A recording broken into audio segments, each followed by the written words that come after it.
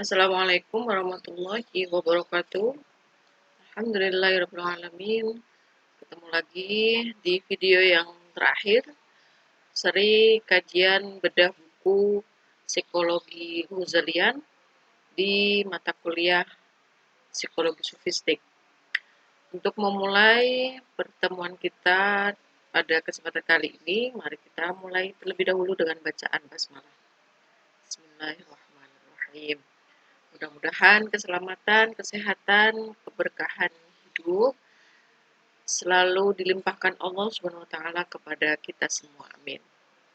Baik teman-teman, mari kita lanjutkan pada video yang terakhir tentang manajemen perubahan dan psikoterapi.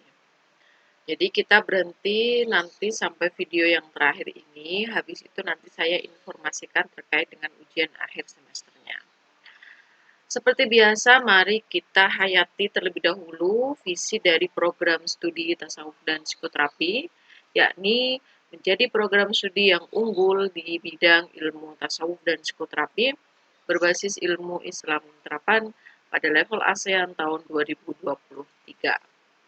Baik, jadi karena kemarin kita sudah banyak mengupas tentang pertama ya, kita membahas tentang apa saja sih unsur pembentuk dari akhlak itu sendiri atau kepribadian atau personality. Kemudian kita memperbincangkan tentang dinamika akhlak itu sendiri atau dinamika unsur-unsur yang menjadi pembentuk dari akhlak. Kemudian di video yang ketiga kita membahas tentang tahap perkembangan dari akhlak. Kemudian video yang selanjutnya membahas tentang apa tuh kesehatan jiwa dan abnormalitas. Nah, baru kemudian ditutup tentang manajemen perubahan dan psikoterapi. Jadi ini apa namanya materi yang sudah saya sampaikan ini sudah komplit banget satu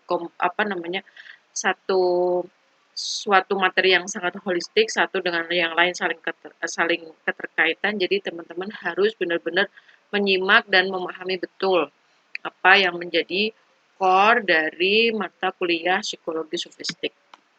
Seperti itu. Nah, mari kita mulai tentang manajemen perubahan. Manajemen perubahan ini maksudnya adalah manajemen perilaku atau manajemen akhlak.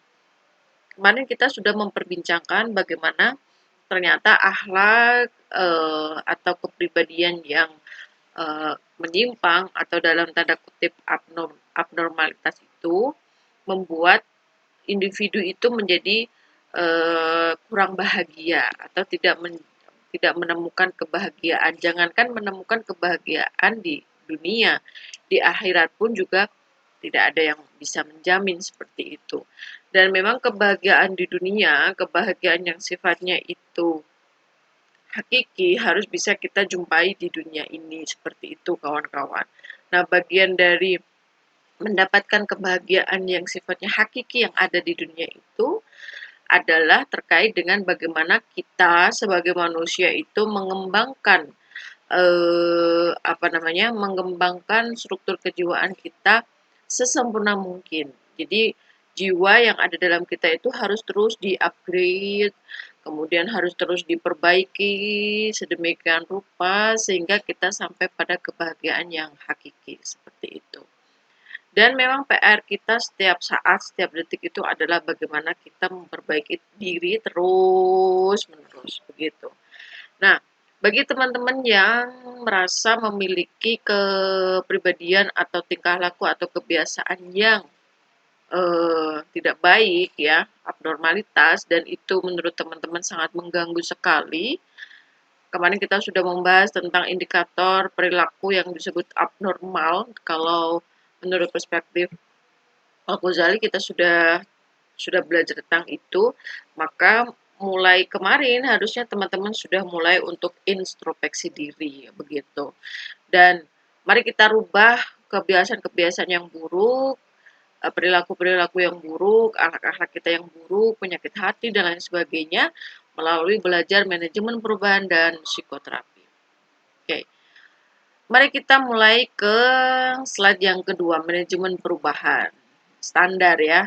di mana-mana dari buku Tasawuf Jibul Qulub, nah, ilmu tasawuf dan eh, apa namanya topik-topik tentang tasawuf ketika memperbincangkan tentang manajemen perubahan pasti terkait dengan mujahadah dan riyadhah.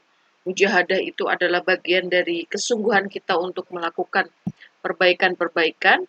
Kemudian kalau riyadhah itu adalah terkait dengan apa namanya upaya atau latihan terus-menerus. Kalau di buku di sini dijelaskan bahwa riyadhah itu adalah melatih nafsu untuk melakukan kebaikan, membawanya dari yang ringan menuju yang berat secara lembut dan bertahap sehingga nafsu naik kepada suatu keadaan di mana ketika kita mengamalkan amalan-amalan yang berat jadi terasa ringan seperti itu. Oke, dan kalau teman-teman masih ingat di pertemuan kita dulu di awal-awal juga saya sudah apa namanya menyampaikan bahwa tujuan dari ketika kita membicarakan mengenai psikologi sofistik tidak lain adalah yang pertama menyempurnakan jiwa.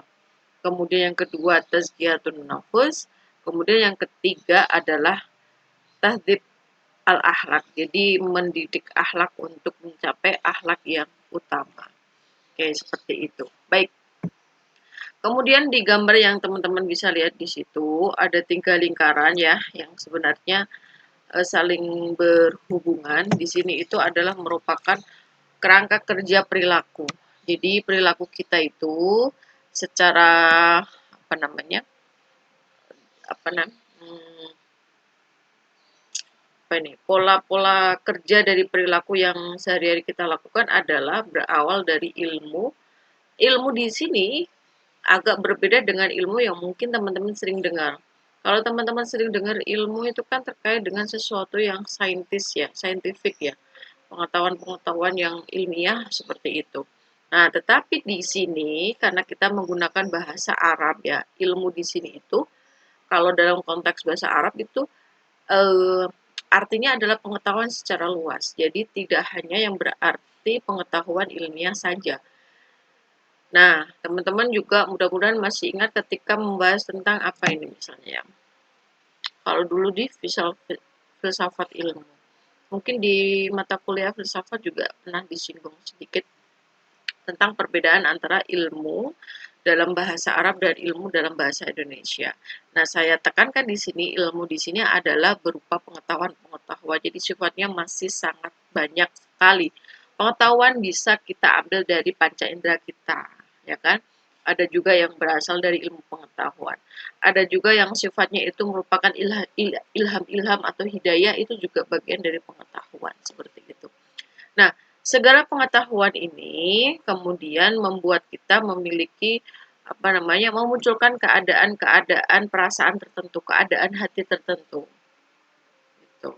Misalnya ketika kita melihat seekor anjing misalnya, kemudian mata kita melihat, kemudian his musyarak kita ini mempersepsi anjing itu ya kan, kemudian bagian dari jiwa kita memaknai bahwa anjing itu sesuatu yang mengancam begitu. Wahmiah saya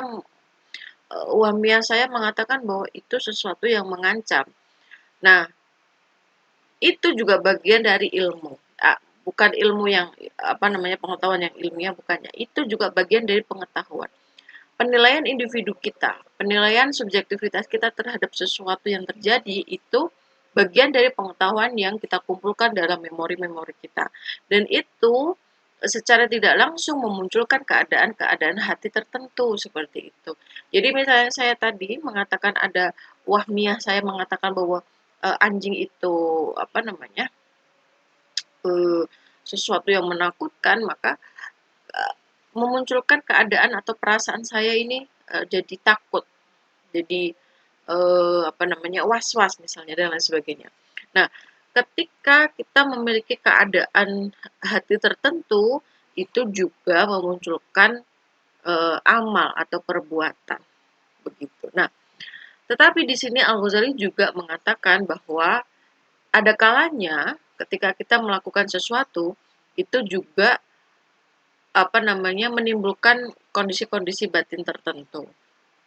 Gitu. Makanya di sini itu panahnya itu 2. Jadi terkadang itu ketika kita memiliki perasaan-perasaan tertentu itu akan memunculkan amal-amal tertentu pula.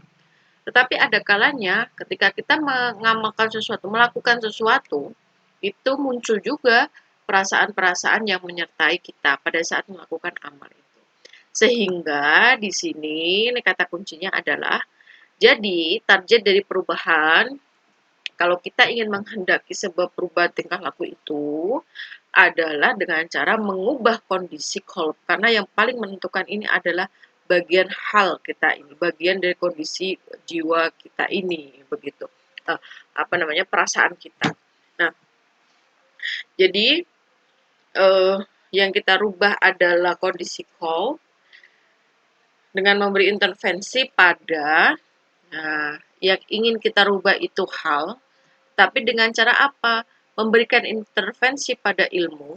Nah, di sini ada restrukturisasi kognisi. Jadi pengetahuan-pengetahuan yang tadinya mungkin keliru sehingga mempengaruhi kondisi perasaan kita, ini yang dirubah begitu.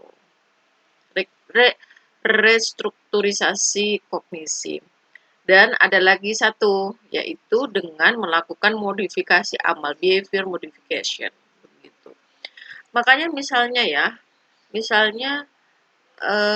kamu ini malas belajar misalnya, malas belajar karena daring itu membosankan begitu, dan perasaan yang muncul ini adalah perasaan-perasaan yang marah atau bosan dan sebagainya, dan melahirkan suatu perbuatan yang itu kamu jadi malas, tidak cepat menyelesaikan tugas dalam waktu yang sudah ditentukan misalnya. Nah, ini gimana nih caranya supaya kamu bisa mengalami perubahan perilaku dari yang tadinya tidak tepat waktu mengumpulkan tugas sekarang jadi tepat waktu. Caranya ada 2.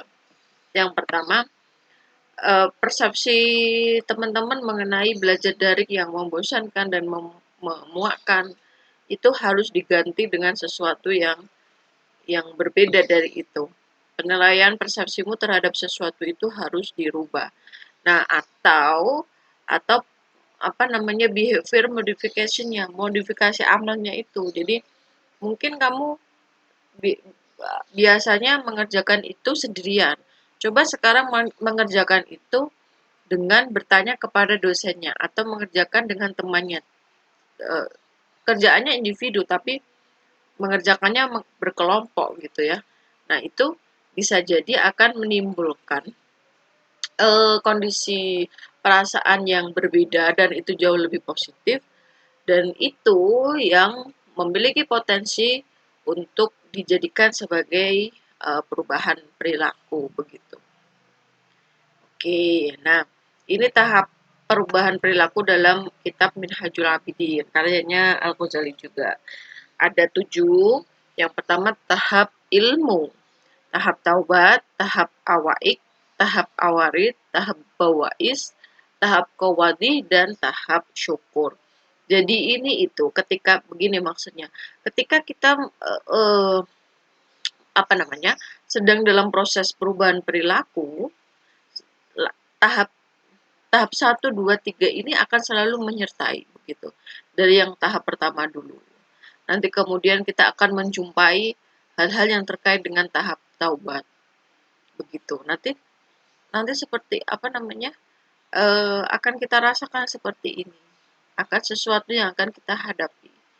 Tapi nanti kita juga belajar bagaimana kita akan menghadapi itu. Itu bagian dari mujahadah. Makanya kalau kita ingin melakukan sebuah perubahan perilaku tertentu pada diri kita, harus mujahadah dan riyadhah, harus dilatih terus, harus sungguh-sungguh dan melalui tahap-tahap yang seperti ini. Begitu. Nah, mari kita bahas satu persatu.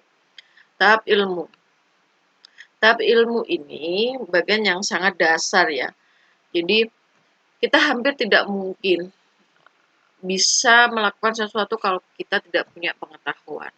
Jadi pengetahuan itu adalah sumber dari dasar kita melakukan perilaku. pengetahuan apapun, kita masih belum melihat pengetahuan yang kita miliki itu salah atau keliru. Wah, salah atau keliru. Salah atau benar, kita masih belum bisa melihat itu. Tapi, meskipun pengetahuan yang kita miliki itu misalnya keliru, kan tetap akan memunculkan suatu perilaku tertentu juga. Pengetahuan yang kita miliki kalau itu benar, maka juga akan mempengaruhi terciptanya sebuah perilaku begitu. Jadi memang pengetahuan itu adalah fondasi dasar perilaku. Ingat, ilmu itu adalah pengetahuan dalam konteks ini. Kemudian, pengetahuan yang dimaksud juga termasuk pengetahuan yang masuk dalam ranah penilaian individu terhadap suatu peristiwa. Saya pernah membuat satu meme yang itu bercerita tulisannya seperti ini. Bukan besar atau kecilnya musibah yang sebenarnya berat ya. Bukan soal besar atau kecilnya musibah, tetapi ini soal bagaimana sikap kita menghadapi peristiwa itu. Jadi sebenarnya yang bikin kita kemerungsung itu bukan besar kecilnya cobaan, tetapi bagaimana kita melihat peristiwa itu. Nah, itulah nanti jadi yang ingin saya sampaikan di sini itu penilaian individu kamu terhadap sesuatu, persepsi kamu terhadap sesuatu itu akan mempengaruhi bagaimana kamu akan melakukan sesuatu. Makanya pastikan pengetahuan yang kamu miliki itu benar sehingga kamu akan bisa memiliki perilaku yang benar juga seperti itu. Tapi kita itu sebenarnya kita sendiri itu seringkali ditipu oleh diri kita sendiri melalui misalnya kalau dalam bahasa psikologi itu rasionalisasi. Kalau dalam bahasa Indonesianya ya pembelaan atau bahasa gaulnya apa? Ngeles begitulah. Ngeles itu adalah bagian dari diri kita yang sebenarnya mengirim pesan palsu kepada kita dan itu sebenarnya kita sendiri yang melakukan penipuan terhadap diri kita. Itu nanti juga bagian dari sesuatu yang perlu kita rubah supaya manajemen perubahan perilaku ini juga cukup berhasil begitu. Kalau kita nggak sadar kita sedang melakukan ngeles, rasionalisasi, pembelaan dan sebagainya, selamanya kita akan tertipu oleh diri kita sendiri begitu. Jadi selamanya kita nggak akan tahu, tidak akan tahu diri kita sendiri karena begini, tahap yang nanti setelah ini adalah tahap ya ini masih bagian tahap ilmu ya. Di bagian ini itu nanti akan memunculkan kesadaran tertentu itu. Kalau kita tidak sadar, sesadar-sadarnya itu akan mempengaruhi proses selanjutnya, keberhasilan proses selanjutnya begitu. Maka di tahap ini itu pengetahuan perlu diperiksa untuk mengetahui benar atau tidaknya pengetahuan. Dan pengetahuan yang kita miliki itu harus selalu di-upgrade. Melalui apa? Ya, ilmu-ilmu yang utamanya adalah berkaitan dengan ilmu tauhid, ilmu syariat, dan ilmu syiar. Begitu. Nah, kemudian tahap yang selanjutnya adalah tahap taubat, fase ilmu. Jadi kalau tahap taubat itu masih berkaitan dengan fase yang sebelumnya. Dan di tahap taubat ini ada ada 3 fase. Fase yang pertama fase ilmu, yakni yang mengajak kita harus mengajak diri kita itu mengetahui sebab dari besarnya kerusakan diri. Jadi dikasih pengetahuan-pengetahuan seperti itu ya. Kemudian fase hal yang membangkitkan rasa untuk berubah.